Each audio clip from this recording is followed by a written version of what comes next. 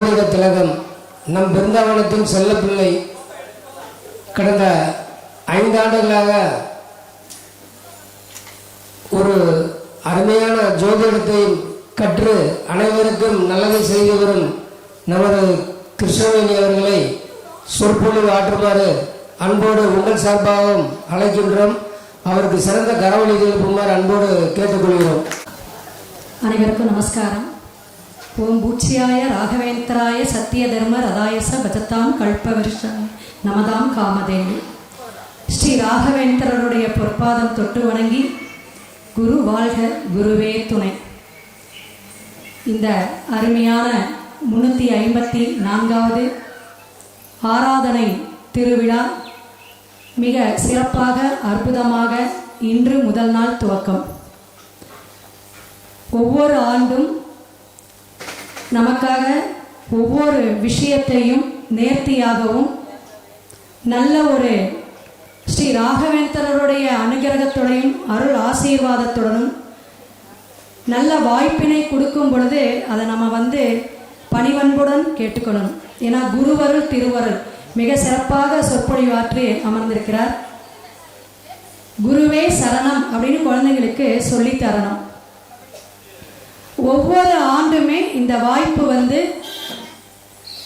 எப்படி கிடைச்சது அப்படிங்கிற விட அவருடைய அனுகிரகம் எப்படி வந்துச்சுன்னா ஒரு மனித ரூபத்தில் தான் வரும் அப்படிம்பாங்க. இந்த அமைப்பினுடைய உருவாக்க தலைவர் டாக்டர் அவர்களுக்கும் மற்றும் தலைவராக இருந்து செயலாற்றி கொண்டு இருக்கின்ற சேதுராமன் ஐயா அவர்களுக்கும் நமஸ்காரம்.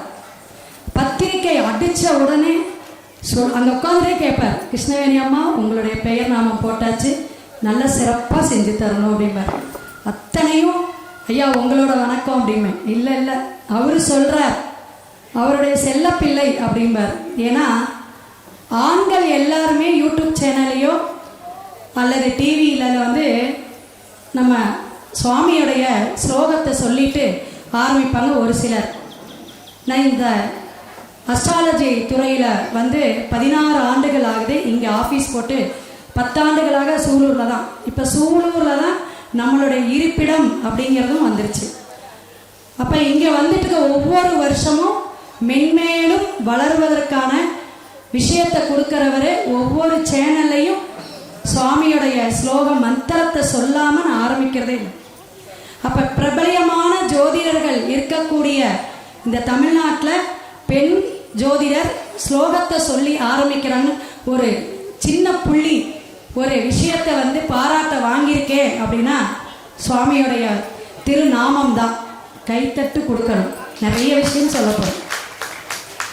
அப்போ உற்சாகமாக இருக்கிறதுக்கும் பக்கத்தில் இருக்கிறவங்க உறக்கமாக இருந்தாங்க கூட கிறக்கமாக இருந்தாலும் தெரிய வைக்கிறதுக்கு தான் இந்த கைத்தட்டு. அப்போ இந்த சேனலில் பேசும்போது சுவாமியோடைய ஸ்லோகம் சொல்லாமல் ஆரம்பிக்கவே மாட்டேன். அது எல்லாருக்குமே தெரியும். ஜோதிட உலகத்தில் என்னோட யூடியூப் சேனல் பார்க்குறவங்க எல்லாருக்குமே தெரியும். அப்படி ஏன் சொல்லணும் அப்படிங்கிறதுக்கும் ஒரு அர்த்தம் இருக்குது. வழி நடக்க நம்ம பேசும்போது சொல்கிறேன்.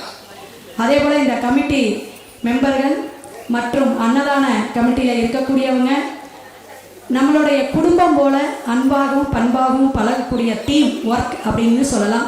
வடிவேல் அண்ணா மற்றும் ஒவ்வொருத்தருடைய இங்கே பணிகள் நிறைய சிறப்பாக செஞ்சிட்ருக்காங்க. இவ்வளோ விஷயங்கள் செஞ்சிட்ருக்கும் பொழுது ஒவ்வொரு வருஷமும் ஸ்ரீ ராகவேந்திரருடைய பெருமைகள் அருமைகள் அப்படி இல்லைன்னா அவருடைய மகிமைகள் இதை மட்டும்தான் நான் பேசணும் அப்படின்னு தான் எனக்கு தலைப்பே. ஏன்னா சொல்றதுக்கு ஒரு நாள் 1 மணி நேரம்லாம் போதாது. அத்தனை விஷயங்கள் செஞ்சுக்கிட்டே இருக்கார். அதற்கு எடுத்துக்காட்டு என்னன்னா தமிழ்நாட்டில் தான் அவர் அவதரித்தார். குழந்தைங்கெல்லாம் கேட்கணும். ஏன்னா ஒரு மகான் மனிதனாக பிறந்து மகானுக்கு மகானாகவே வாழ்ந்து காட்டியவர் யார் அப்படின்னா ஸ்ரீ ராகவேந்திர சுவாமி தான். அதற்கெல்லாம் எடுத்துக்காட்டாக ஒவ்வொரு சில விஷயங்களை நம்ம சுட்டி காட்டுறோம்.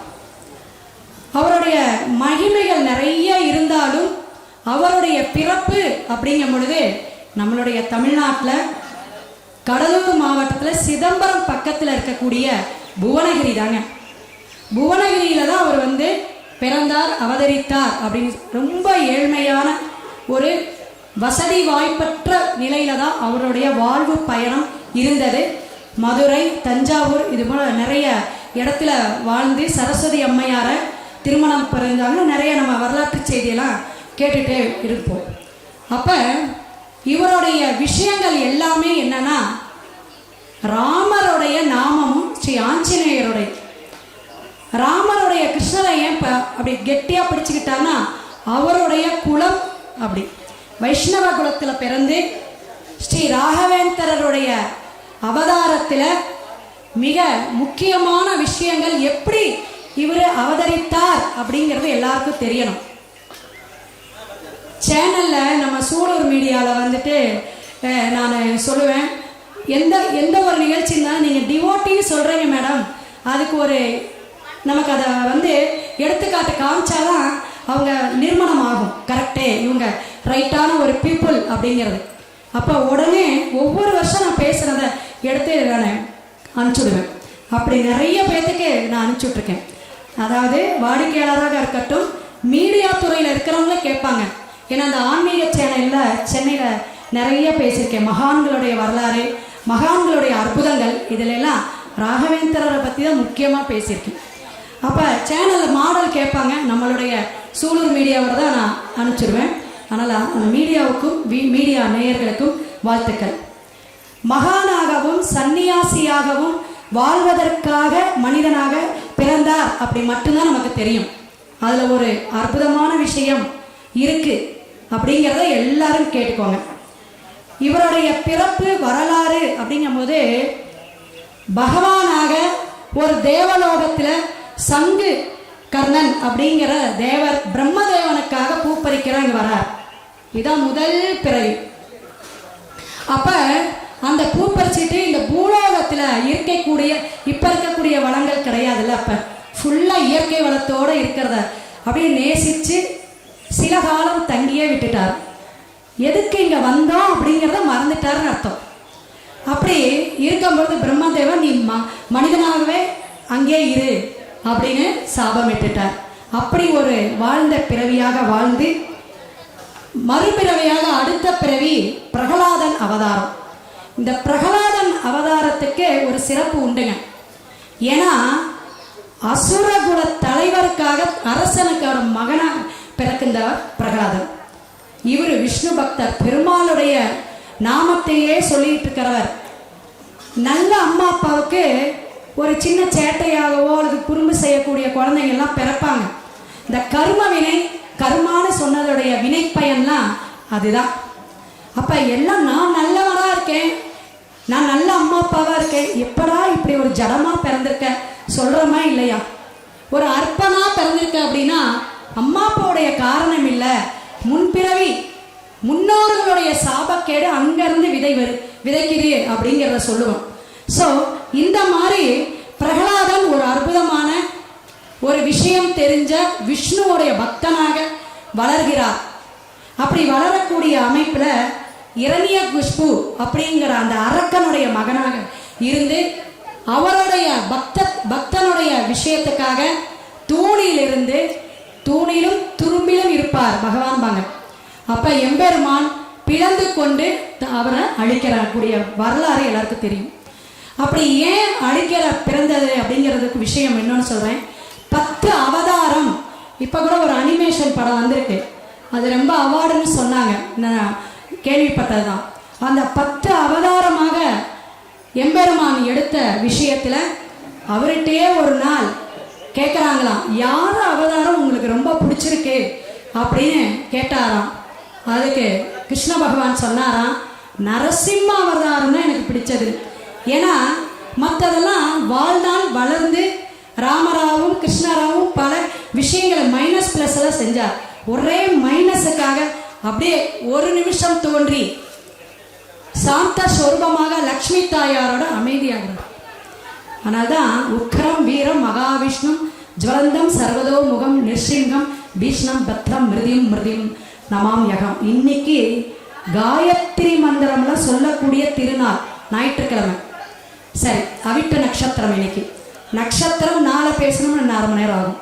ஸோ அப்படி தன்னுடைய பக்தனுக்காக அப்படி உடனடியாக அவதாரம் எடுத்ததனால அவர் சாந்தமாக இருந்து லக்ஷ்மி கடாட்சத்தையும் தருவேன் அப்படிங்கிறதுனால தான் இந்த லக்ஷ்மி நரசிம்ம பெருமாளை ருணரோக சத்ருஸ்தானம்னு சொல்லக்கூடிய விஷயம் 6ஆம் பாவகமோ அல்லது நமக்கு உடம்பு தொந்தரவுகள்லாம் வரும் பொழுது நம்ம நரசிம்மரை பிடிச்சுக்கணும். பகமை பாராட்டுறவங்க கிட்டையும் இந்த திருஷ்டியிலிருந்து போகிறதுக்கும் லக்ஷ்மி நரசிம்மரம் வழிபாடு எடுக்கும்போது சிறப்பாக இருக்கும் அப்படிங்கிறத நம்ம இந்த பரிகாரமோ வழிபாட்டு முறையிலெல்லாம் சொல்லுவோம். அப்படி அவதார புருஷராக எடுத்து பிரகலாதனுடைய வரலாற்று செய்தியில் இடம்பெறுகிறார் அடுத்த அவதாரம். அடுத்தது நரசிம்ம அவதாரத்துக்கு முக்கியமான விஷயம் சொன்ன மாதிரி அடுத்தது பாகிலியன் அப்படிங்கிற ஒரு பாண்டவருக்கு எதிராக மகாபாரதத்தில் ஒரு அவதாரம் எடுக்கிறார். யாருங்க? அந்த பிரகலாதன். இங்க யாரை பார்க்கிறார்? இங்கே விஷ்ணு பக்தராக இருந்து பீமனால் கொல்லப்பட்டு இவர் பார்க்கக்கூடிய அவதாரம் வாமன அவதாரம். 2 அவதாரத்தை நேராக பார்த்துட்டாரா? யாருங்க? நம்ம பிரபு குருதான். இதெல்லாம் தெரிஞ்சுக்கணும். அப்ப எவ்வளவு விஷயத்தெல்லாம் அவரு மகிமை பண்ணிட்டு வர்றதுக்கு முன்னாடி அவருடைய பிறப்பின் ரகசியம் இருக்குது அப்படிங்கிறதையும் நீங்க தெரிஞ்சுக்கணும். அடுத்த விஷயம், வியாசராய் அவதாரம் எடுக்கிறார். குருவாக இருந்து பல மத்துவ தத்துவங்களையும் மந்திர உபதேசங்களையும் இந்த வரலாற்று செய்தியிலெல்லாம் பதிக்கக்கூடிய அளவுக்கு வாழ்ந்து காட்டியவர். அப்பேற்பட்ட மகானுக்கு அடுத்ததாக முன்பிறவி எல்லாம் ஒரு சின்ன திருப்தி இல்லை அப்படின்னு விஷயத்தினால அதுக்கடுத்த 5வது பிறவியாக தான் ஸ்ரீ ராகவேந்திரர் அவதாரம். அந்த அவதார புருஷரை மகானுக்கு அவதார புருஷர் 700 ஆண்டுகள் இந்த பூலோகத்தில் நான் இருப்பேன், அருள் பாலிச்சுக்கிட்டு இருப்பேன். இன்னமும் அவருடைய அனுகிரகம் ஆசீர்வாதம் தமிழ்நாட்டில் பிறந்தாலும் கர்நாடகா ஆந்திரான்னு சொல்லக்கூடிய நடுவில் ஒரு நவாப்புங்கிற அப்பெல்லாம் ஆங்கிலேயர்கள் மற்ற உங்களுடைய விஷயம் எல்லாமே தெரியும், என்ன ஆட்சி நடந்துச்சு இந்தியாவில் அப்படின்ட்டு. அப்பேற்பட்ட கஷ்டமான சூழ்நிலையில் அவருடைய இடத்த இவர் நான் மந்திராலயம் இங்கே தான் பிருந்தாவனமா ஜீவ சமாதியா அடைய போறேன் அப்படின்னு சொல்லியிருக்கார். அப்ப அந்த இடத்தை தேர்வு செஞ்சதுக்கும் அர்த்தம் உண்டு. ஒரு ஒற்றுமையை கொடுக்கணும், தர்ம சிந்தனையை நிலைநாட்டணும். பாகிஸ்தான் இந்தியாங்கிற மாதிரி நம்ம அந்த ஆங்கிலேயருடைய தாக்கத்தை குறைக்கணும். அவருக்கும் அருள் பாலிச்சிருக்காராம், நிறைய மிராக்கல் செஞ்சிருக்காராம். ஏன்னா சூக்காலோடையும் ஒரு டிப்டாப்பாவும் ஆங்கிலேயன்ஸ்லாம் இது என்னோட இடம், நான் இவங்களுக்கு யாரு கொடுக்க இல்லைங்க. மகான் நாங்கள் எல்லாம் இருக்கிற சாஸ்திரிகள்லாம் சொன்னாங்களாம், உள்ளார போயிடாதீங்க, ஒரு ஜீவ சமாதி மகான்க இருக்கார், அவர் இன்னும் தன்னுடைய ஆத்ம பலத்தால தன்னுடைய தவ வலிமையால அருள்பாலிச்சுக்கிட்டு இருக்கார் அப்படின்னு சொன்னாராம். அதெல்லாம் கிடையாதுன்னு வேகமா போனவர் 2 கண்ணிலிருந்து வரக்கூடிய அந்த ஜீவ ஜோதி சுடரை பார்த்து பிரமிப்பா தன்னை அறியாம நின்னாராம், சூவ கல்றாராம், அப்படியே பேசுறாராம் ஆங்கிலத்தில். அன்னைக்கு இருந்த சட்டத்திட்டங்கள்லாம் ஆங்கிலத்தில் உரையாடிட்டு இருக்காராம். அப்ப பகவான் அசிரியையா ஆங்கிலத்தில் பேசினாரா, இங்கிலீஷ்ல. புரியுதுங்களா? அப்ப அவருடைய ஜீவாத்மா எந்த அளவுக்கு பரமாத்மாவுடைய லிங்க்ல இருக்குது அப்படிங்கிறதெல்லாம் இதெல்லாம் உண்மையான வரலாற்று செய்தி நம்மளுடைய இந்தியாவில் நடந்தது. அதெல்லாம் நம்ம பிரமிப்பா வரலாற்றில் கேட்கும் பொழுது இன்றும் ஒவ்வொரு மாவட்டத்திலையும் 700க்கும் மேற்பட்ட பிருந்தாவனம் அமையும் அப்படிங்கிற வாக்கும் அவர் சொல்லியிருக்கார். அப்பேற்பட்ட மகானுக்கே மகானாக இருக்கக்கூடியவர் நம்மளுடைய ஸ்ரீ ராகவேந்திரர். இந்த மிருத்திகை அப்படிம்பாங்க. இது என்ன அப்படின்னா துளசியோடைய மண். அங்க பிருந்தாவனத்தில் நம்ம மந்திராலயத்தில் இருக்கக்கூடிய பிடிமண்ணை எடுத்துட்டு அதுக்கு சில ஆவகாமெல்லாம் செஞ்சு அதை வச்சு தான் ஒவ்வொரு மாவட்டத்திலையும் யாரோ டிவோட்டியாக இருந்து நிறைய இப்போ தமிழ்நாட்டிலெல்லாம் நிறைய பேர் ஸ்ரீ ராகவேந்தருடைய டிவோட்டி ஆகிட்டு இருக்காங்க. அதுக்கு வந்து அவருடைய நாமமும் அவரை பக்தர்கள் கொண்டு செல்லக்கூடிய அந்த மகிமைகளுடைய பெருமைகள் தான் இவ்வளோ வளர்ச்சிக்கு காரணம். அப்படி அந்த பிடிமண்ணு தான் நமக்கு எடுத்து வந்து நம்ம கோயில் நிறுவனம் பண்ணுறது. இப்படி திருவுருவம் வச்சு நம்ம வழிபாடு எடுக்கும் பொழுது நம்மளுடைய அனைத்து கஷ்டங்களையும் கர்மாக்களையும் என்ன பிரார்த்தனை செய்கிறோமோ என்ன சங்கல்பம் வைக்கிறோமோ அது ஆராதனை மூலமாக அவருக்கு செலுத்தணும். அபிஷேக பிரியர், அதை விட அன்னதானத்துக்கு நாம் செய்யக்கூடிய கைங்கரியம் மிக சிறப்புங்க. ஒவ்வொரு மகான்கிட்டையும் நம்ம ஒரு சித்தர் வழிபாடு எடுக்கணும் அப்படின்னா அங்கே முன்னோர்களுடைய தொடர்பு இருக்கணும். இந்த காலத்தில் இந்த வயசில் இன்னைக்கு 5 ஆண்டு 6 ஆண்டுகளாக நம்ம சொல்லிட்டு இருக்கோம், ஒவ்வொரு மகான்களை பிடிச்சிட்டு இருக்கோம் அப்படின்னா அதுக்கும் காரணம் உண்டு. அப்போ நம்மளுடைய தசாபுத்தி ஜாதகத்தில் அதுவல்ல, அவரு சொன்ன மாதிரி அவரு நம்மளை சிக்கனை பிடிச்சுக்கிறார். நீ என் வழியில வா, என் ரூட்டை பொடி, உனக்கு என்ன வேணுமோ நான் தரேன் அப்படிங்கும் பொழுது அந்த சங்கல்பத்துக்கு வைராகியம் இருக்கணும், வலிமையாக வைக்கணும். அப்படி வச்சுதான் போன ஆண்டு சென்றாண்டு இதே இடத்துல இத்தனை ஆண்டா நமக்கு ஒரு வீடு இல்லை, பகவானே எனக்கு ஒரு வீடு கொடுக்கணும்னு ஒவ்வொரு வியாழக்கிழமையும் வந்து நான் தரிசனம் பண்ணிட்டு தியானத்தில் வச்சுட்டே இருக்கேன். தினமும் எழுந்தவுடன் தியானம் 10 நிமிஷம் ஸ்ரீ ராகவேந்தர் குருவாக ஆத்மார்த்தமாக நான் பிடிச்சிருக்கேன். இந்த ஆண்டு கிரகர பெருசன் 6 முடிச்சிட்டேன். சின்ன கைத்தட்டு கொடுக்கலாமே. 40 லட்சம் கடை அது வேற விஷயம். ஆனாலும் நம்ம குமரகோடத்தில் இன்னைக்கு இனிமே வந்து சூலூர் பீப்புள் தானே. நான் எல்லாரும் உங்களுடைய ஆசீர்வாதம் வேணும். சூலூர் மீடியாவே நம்ம சொல்லிட்டோம். உங்கள் வீட்டுக்குள்ள உங்கள் ஊர் பொண்ணு 4 கோயில் திருக்கல்யாணம் மற்றும் கும்பாபிஷேகம் நடந்த விழாவிலையும் வர்ணனை செஞ்சிருக்கேன். அடியனுக்கு பாக்கியம். உள்ளூர் மாடு விலை போகாதும்பாங்க, அப்படியெல்லாம் இல்லை. ஸ்ரீ ராகவேந்தருடைய அனுகிரகம் ஆசீர்வாதம் அவருடைய மகிமை தான். அப்போ நம்மளுடைய வளர்ச்சியை சொல்லியே ஆகணும்ல, அதுக்காக தான் இதை சொல்கிறேன். அப்போ உங்கள் மனசில் என்ன குறைகள் இருக்கோ, என்ன விஷயம் தேடல் இருக்கோ, என்ன மனக்குறை இருக்கோ அதெல்லாம் நம்ம கரெக்டாக பிரார்த்தனை வச்சு என்ன அவருக்கு நம்ம சின்னதாக செஞ்சால் அவர் வாரி வழங்குவார். வாரி வழங்கும் வள்ளல் பெருமான் அப்படிங்கிற சொல்லலாம். அப்பேற்பட்ட மகானுடைய இந்த 3 நாள் ஆராதனை மிக சிறப்பாக ஒவ்வொரு மாவட்டத்திலையும் மந்த்ராலயத்திலும் நடைபெற ஆரம்பிச்சிருக்கு. மேற்கொண்டு இந்த மகிமையில் ஒரு முக்கியமான பிரபலியமான, ஏன்னா ஒரு ஆக்ட்ரஸோ ஒரு பிரபலியமான ஒருத்தவங்க சொன்னால் தான் அதை நம்புவோம். அதில் நம்மளுடைய குழந்தைகள் இன்றும் பிடிச்சவங்க யார் அப்படின்னா சூப்பர் ஸ்டார் குழந்தைங்களுக்கு இன்றளவும். அப்போ அந்த மனசில் போய் இடம் பிடிக்கிற அளவுக்கு என்ன விழிப்பவர் இருக்கு அப்படிங்கிறத தெரிஞ்சுக்கணும். ஸ்ரீ மகான் வந்து மிருகசீரிட நட்சத்திரத்தில் தான் அவதரித்தார். நட்சத்திரம் அடியேன் மிருகசீரிட நட்சத்திரம். அப்போ அவர் வந்து திருவோண நட்சத்திரம். அவருக்கு இந்த தாராபலன்னு சொல்லுவோம். 2வது தாரை அப்படின்னா நமக்கு தனத்தை கொடுக்கறது. இதுபோல் ஒவ்வொரு நட்சத்திரமும் 4, 6, 8ன்னு சொல்லுவோம். சாதகத்தாரை, சந்தானம், ஒவ்வொரு தாரை சேமத்தாரை சொல்லுவோம். இப்படி சொல்லக்கூடிய தனத்தாரகையை எடுத்தார். எப்படி எடுத்தார்? திருவோண நட்சத்திரத்துக்கு அடுத்தது அவிட்டம், மிருகசீரிடம், சித்திரை, அவிட்டம் செவ்வாயுடைய நட்சத்திரம். அப்போ 2வது நட்சத்திரத்தை ஆக்டிவேட் பண்ணார். ஸ்ரீ ராகவேந்திரரை எப்போ வந்து தன்னுடைய 100வது படத்தில் அவர் எடுத்தாரோ மகான அமைதியாக நடித்தார். ஏன்னா அவர் சேட்டை தான், சேட்டை பண்ணி தானே நடிப்பார், துருத்துரும் தானே இன்னைக்கு இருப்பார்.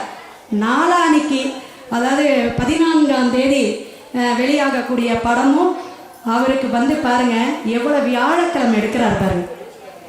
அப்படி குருவை எப்படி பிடிக்கணுங்கிறதுக்காக இது சொல்கிறேன். இது விளையாட்டு இல்லை, நம்ம கூடயே ஒரு மகிமையை நடத்திட்டு இருக்கார். மிருகசீரிடம் மானுடைய சிம்பிள்ங்க, மான் கொம்பும்பாங்க. அவர் பாருங்க அந்த படத்தில் இப்படி தான் வச்சிருப்பார். இப்படி வச்சு சின்னத்திரைக்கு ஒரு பலன் உண்டுங்க, குழந்தைங்களாம் தெரிஞ்சுக்கணும்.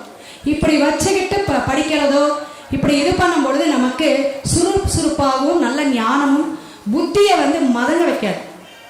இந்த ஆழ்நிலை தியானம் மாதிரி தூங்க அப்படியே கண்ணு முழிச்சிருக்கும் தூங்கிட்டே இருப்பாங்க. அது மாதிரிலாம் இருக்காது. அந்த முத்திரை அந்த நரம்பு வழியாக நமக்கு உற்சாகத்தையும் நல்ல ஒரு பூஸ்டப்பை கொடுக்கும். அப்படி முத்திரை இதே தான் 2 பாபாவை பிடிச்சார். சீரடி பாபா இல்லை, இமயமலை. அப்போ இந்த குருவு வழிபாட்டில் ஆரம்பித்து அவருடைய தியானத்தில் கொண்டு போய் விட்டவரும் மிருகஷீரிடம் தான். அவர் யாரு? பாபா இமயமலைக்கு போகிறார். ஒவ்வொரு ஃபிலிம் முடித்த உடனே போய் அங்கே தியானம் இருப்பார். ஒவ்வொரு படத்தில் சொல்லும் போதும் மிருகஷீரத்தையோ ஸ்ரீ ராகவேந்திரரை பற்றி ஒரு பதிப்பு கொடுப்பார். இதெல்லாம் நீங்கள் கவனிக்கணும். அப்படி அந்த பதிப்பு கொடுக்கக்கூடிய அமைப்பில் ரஜினிகாந்த் வந்து சொன்ன விஷயம் அப்படிங்கிறது அவருடைய அந்த குரு பகவானாக இருந்து தனக்கு அருள் பாலிச்சிட்டு இருக்கக்கூடிய அமைப்பில் இன்னைக்கும் கரெக்டாக ஃபாலோ பண்ணுறாங்க. அப்போ நம்ம ஃபாலோ பண்ணுங்கிற விஷயம் கண்டிப்பாக தெரியணும். ஏன் அப்படின்னா கலாவாணி கலைவாணி எல்லா கலைகளுக்கும் அதிபதியாக இருக்கக்கூடியவர் சரஸ்வதி தேவி. சரஸ்வதி நமசுபியம் வரதே காமரூபிணி வித்யாரம்பம் கரிஷ்யாமி சுதீர் பவதுமே சதா.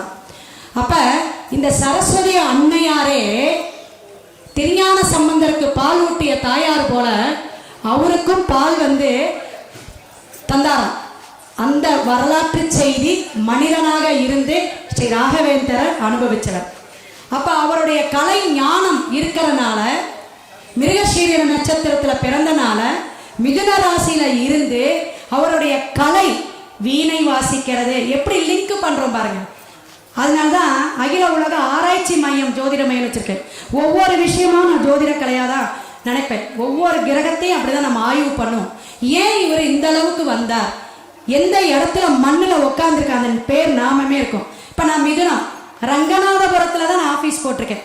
அன்னைக்கு போடுறது இன்னைக்கு அப்படியே அங்கே தான் இடத்துல இருக்கு. அப்போ பெருமாள் அந்த கிருஷ்ணருடைய இதை மிதுனத்துக்கு எப்போ தொடர்பு உண்டு, புரியுதுங்களா?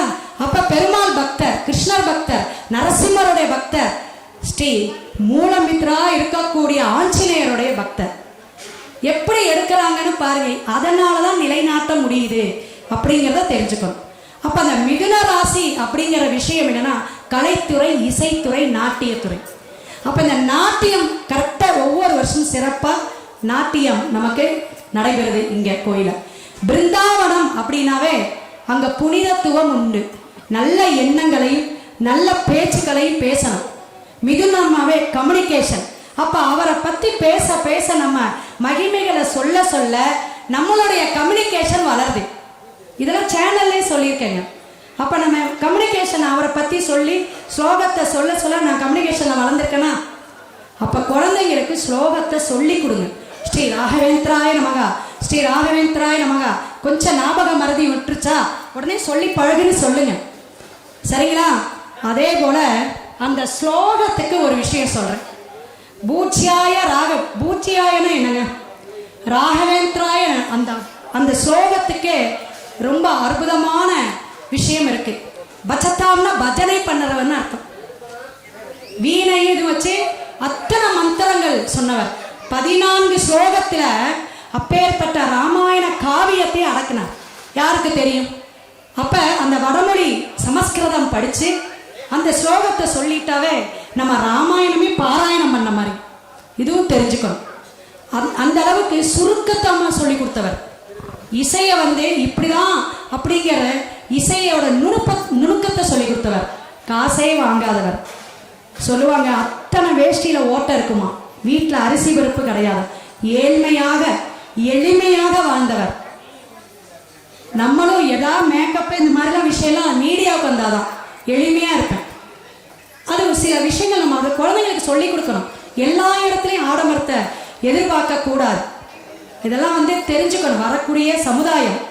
அப்ப இப்படி வாழ்ந்த இவரு எவ்வளவு கஷ்டத்துல இருந்தாலும் ஏழை எளியோர் ஜாதி மதம் பார்க்காம பாடத்தை நல்லா சொல்லி கொடுத்தார். ராமாயணம், மகாபாரதம், ஸ்லோகங்கள், மந்திரங்கள் எல்லாத்தையும் சொல்லி கொடுத்தார். அந்த பாட ஆசிரியராக பாடசாலையில ஒவ்வொரு ஊர்லையும் போய் சொல்லி கொடுத்துருக்கார். அதனால இலவச ஜோதிட மையம் அப்படிங்கிற இதுவும் திங்கள் செவ்வாய் எவ்வளோ பேர் கேட்டாங்க. 2 நாள் 1 மணி நேரம் 7 to 8 இரவு என்னுடைய ஆன்லைன் வகுப்பு இன்னைக்கு எடுத்துட்டு இருக்கேன். எத்தனையோ பிரபலிய ஜோதிடர் அதில் பேசிட்டு இருக்காங்க. ஒவ்வொரு வாரமும் ஒவ்வொருத்தருக்கு வாய்ப்பு கொடுத்துட்டு இருக்கேன். அப்ப எப்படி நான் அவரை வந்து நேசிக்கிறேன், யாசிக்கிறேன் சுவாமின்னு பாருங்க. அவர் அவ்வளோ வழிநெடுக்க இலவசமா கொடுத்தார். நம்ம ஒரு துளியாவது ஏதோ ஒரு செய்யணும், மக்களுக்கு கொண்டு போகணும். எத்தனை வித்யா கத்துக்கிட்டாலும் அது ஒரு சில இலவசமாகவோ கொஞ்சம் நம்ம வித்யாதானம் பண்ணினாதான் நம்மளுடைய வித்தியா கலை நல்ல ஒரு வளர்ச்சிக்கு கொண்டு போகும், பிரபலியமா ஆகும். கைத்தட்டு கொடுக்கணும். அப்ப கற்ற கல்விய நம்ம கொஞ்சமாவது பரிமாணம் பண்ணணும். தானம் தர்மத்துல அதுவும் உண்டு. அன்னதானம் மட்டும் நினைச்சுக்காதீங்க. அப்ப இந்த விஷயம்லாம் உங்களுக்கு இப்ப புதுசா இருக்கா? புதுசான விஷயம் இருக்கா? அப்படி கல்ப விருஷம் அப்படின்னா என்னன்னா உத்தரட்டாதி நட்சத்திரம். அதனாலதான் பிருந்தாவனத்துல பசுக்கள் காமதேனுவே நான் இந்த கலியுகத்துல கற்ப விருட்சகமாக நான் எளிமையா வாழ்ந்தேன், எளிமையா ஜீவ சமாதி அடைஞ்சேன். ஆனா 700 ஆண்டுகள் உங்களுக்கு ஆத்மார்த்தமா உங்களுக்கு என்ன சௌகரியம் வேணுமோ, செல்வ செழிப்பு வேணுமோ, அத்தனை அருள்பாலிப்பேன் இன்னும் அருள்பாலிச்சு கொண்டிருக்கார். அதனாலதான் அந்த ஸ்லோகத்துல அத்தனை அர்த்தம் உண்டு. அப்ப காமதேனுவேனா என்னதுங்க? காமதேனு இப்ப பசுவை பத்தி சொன்னார். புனிதமான விஷயம் 2 தாங்க, நல்லா உள்வாங்கிக்கணும். 1 பசுவுடைய பால் சொல்லுவோமா, அது எப்படி பரிமாண வளர்ச்சி ஆகுதுன்னு சொல்லிட்டார். அடுத்ததுக்கு தூய்மையான நீர் அப்படிங்கும் பொழுது பஞ்சபூத தத்துவத்துல நிலம், நீர், காற்று எல்லாம் தெரியும். அந்த நீரோட விஷயம் எது? ஒண்ணே ஒண்ணுதான். எங்க இருக்கு அந்த புனித நீர் அப்படின்னா நம்ம எல்லாரும் மழை நீரை சொல்லுவோம். அடுத்தது இளநீர். எவ்வளவு சுவையான ஒரு 6 அடி 7 அடியில் இருக்கக்கூடிய அந்த தேங்காயில வந்து அந்த நீர் அவ்வளவு சுவையா இருக்குதா இல்லையா? இதெல்லாம் பகவானுடைய பிறப்புக்கான அடையாளம், இயற்கையோட தத்துவம்.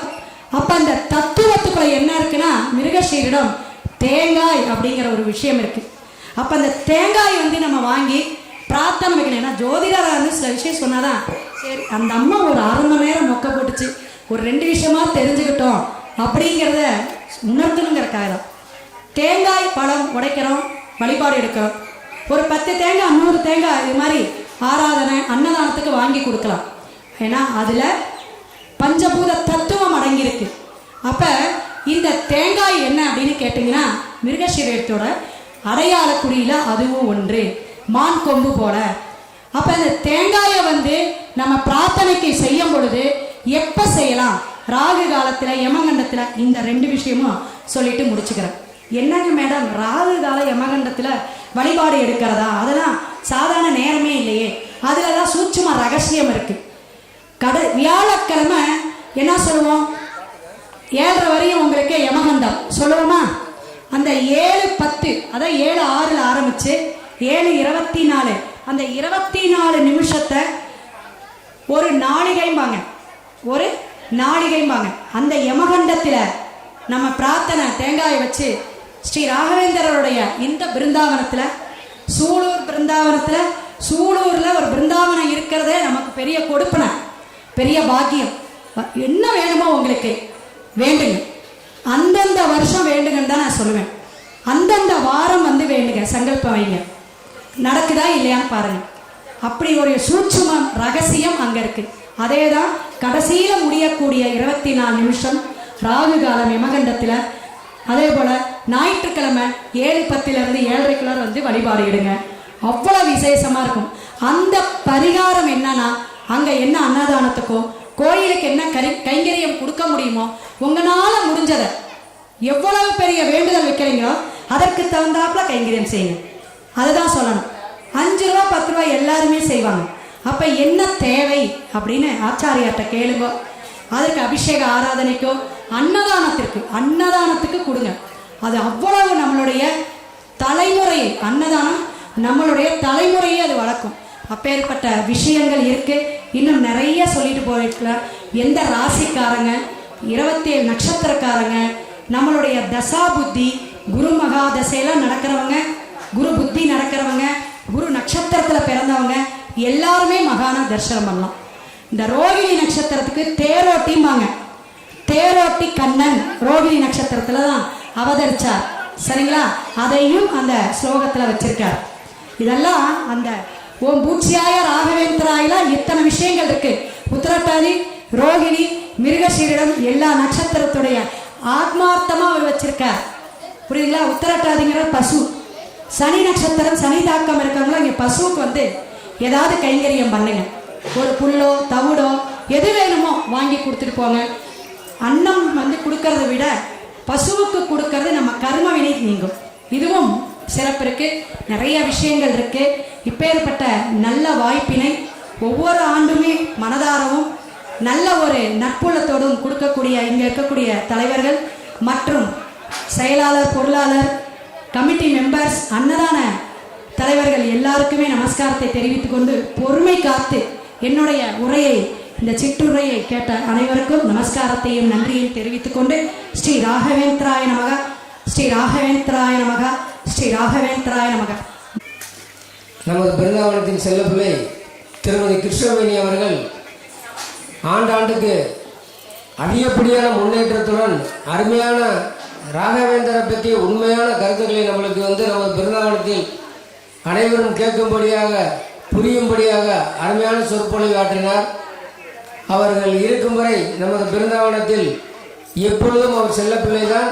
ஒவ்வொரு ஆண்டு காலமும் அவர்கள் வந்து ஆன்மீக சொற்பொழிவை ஆற்றி அவருடைய ஜோதிட கலைகளில் வந்து ராகவேந்தர் ஆசியுடன் சீரின் சிறப்புமாய் வர நம் அனைவரும் சார்பிலும் அவங்களுக்கு வாழ்த்துக்களை தெரிவித்துக் கொள்கிறோம். இப்பொழுது அவர்களுக்கு சிறப்பு செய்யுமாக திருமதி விஜய் அவர்களும் டீச்சர் மயிலாத் அவர்கள் சிறப்பு செய்யுமாறு அன்போடு கேட்டுக்கொள்கிறேன். அது சமயம் அவங்களுக்கு சிறப்பு செய்யும்போது கரவொலி அனுப்புமாறு அன்போடு கேட்டுக்கொள்கிறோம். நம்மெல்லாம் உற்சாகம் பண்ணால் தான் அவங்களுக்கு ரொம்ப பூஸ்டாக இருக்கும். உங்களுக்கு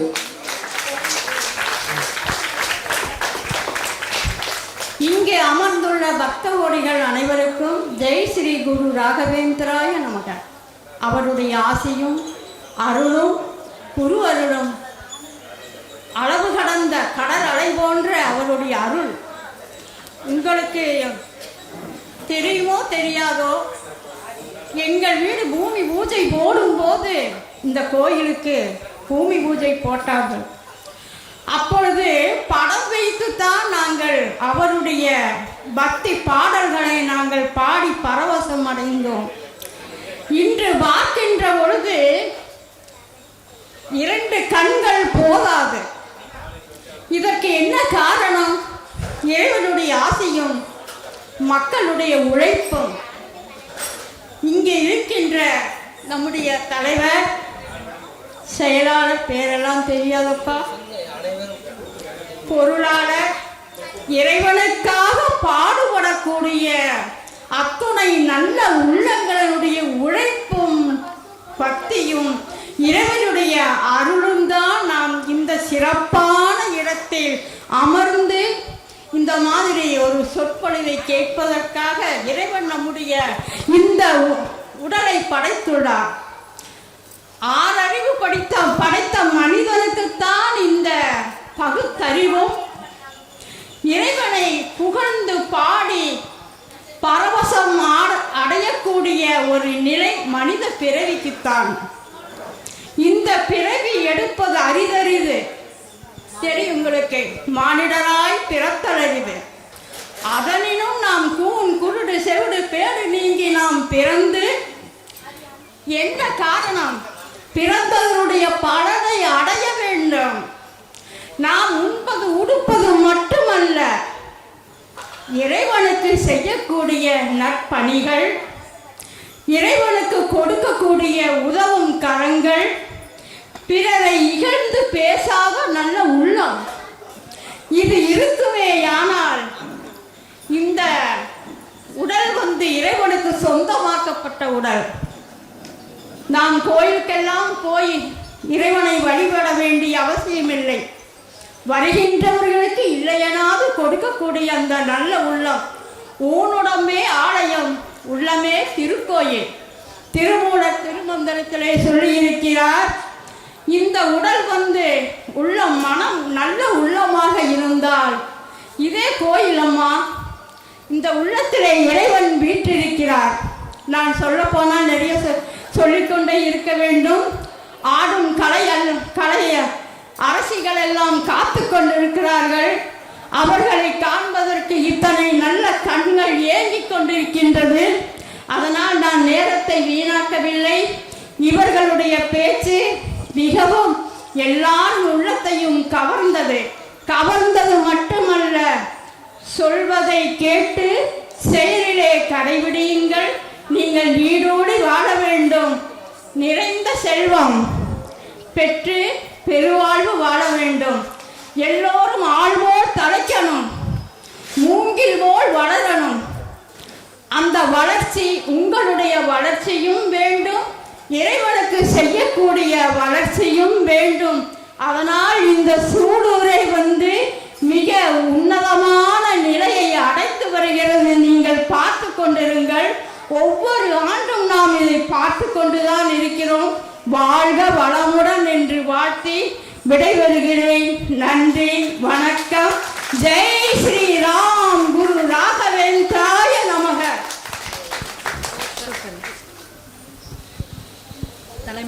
தலைவர் சேதுராமன் அவர்களுக்கு ஸ்ரீ ராகவேந்திரர் நல்ல உடல் ஆரோக்கியத்தை கொடுக்கணும். அவர் என்றென்றும் சிறப்பாக இதே போல ஒவ்வொரு ஆண்டுகளும் 100 ஆண்டுகள் வச்சு அவருக்கு என்னோட மாநாட்டு விழாவில் ஒவ்வொருத்தருக்கும் நம்ம தலைமையாக தான் செய்வோம். ஐயா உடல்நிலைக்கு வரமாட்டார், அதெல்லாம் இங்கே செஞ்சிட்டோம். மிக்க நன்றி.